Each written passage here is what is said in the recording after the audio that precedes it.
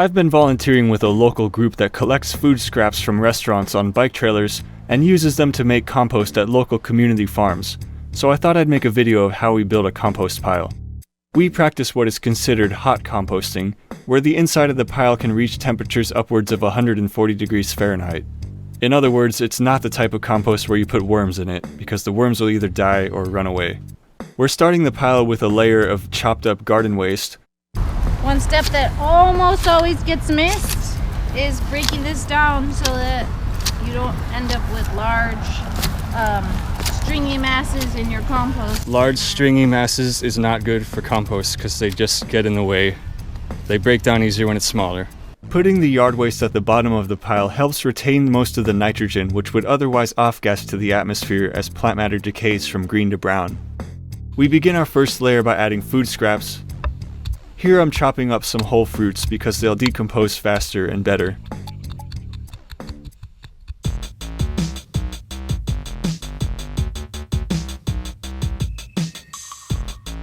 Here I'm breaking up some cardboard that was in one of the bins. We usually leave it in the pile unless it's coated with something that resembles plastic. Speaking of plastic, here's some contamination in one of the bins of some drinking straws and one of those vegetable twist tie things. Then, after adding more bins, we spread it out to kind of establish the footprint of the pile while simultaneously removing any more plastic contamination. Stuff like paper and napkins are okay to leave in generally, but you want to take out anything that has a plastic coating, including receipts from cash registers. We get a lot of our food waste from restaurants, so occasionally there's random stuff in there that doesn't belong. On top of the food waste, we're sprinkling some manure. This not only contains a lot of nitrogen, but herbivore manure also contains great microorganisms that help the decomposition, which become active when there's water around, so we're making sure to get it wet. We complete the first layer by adding wood chips. These provide a source of carbon to the pile. They also facilitate airflow to the pile, which is a good thing because we don't want anaerobic decomposition. Additionally, the wood chips act like a sponge, absorbing excess moisture and releasing it in periods when it's needed. To put it simply, good compost has a lot of nitrogen and carbon, which is why the free compost given out by most municipal waste haulers is typically inferior because it is very carbon heavy, like a glorified mulch. Now, if it were up to me, we wouldn't be using these plastic totes to collect the food waste in, but since we have to clean them to return them to the restaurants, and sometimes stuff gets stuck really hard on the lids. We found the best way to get it off is by scraping it really aggressively with wood chips and rinsing. Next level. We begin our next layer like before with food waste.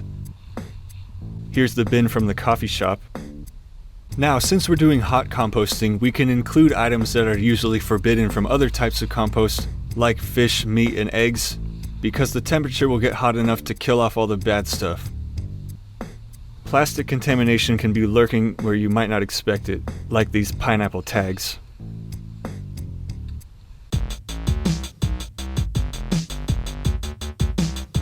And look at that, another beautiful layer of food waste. We finish up this layer like before with manure, and then wood chips to complete the pile. Now if we were adding a third layer, it would be the same order of food waste, manure, wood chips, repeat. That's how you make the sandwich. Then we spray it down with some water. We then let the pile sit for 3 weeks, after which we'll turn it, and then let it sit for 3 more weeks before turning it a final time, after which we let it sit for 4 to 6 months before it's ready to use. As far as moisture is concerned, having it too dry will slow down the decomposition. You want the pile to be wet, but not so damp that it becomes anaerobic. In other parts of the country where it gets a lot of rain, it's a typical practice to put tarps over the pile to prevent it from getting too soggy.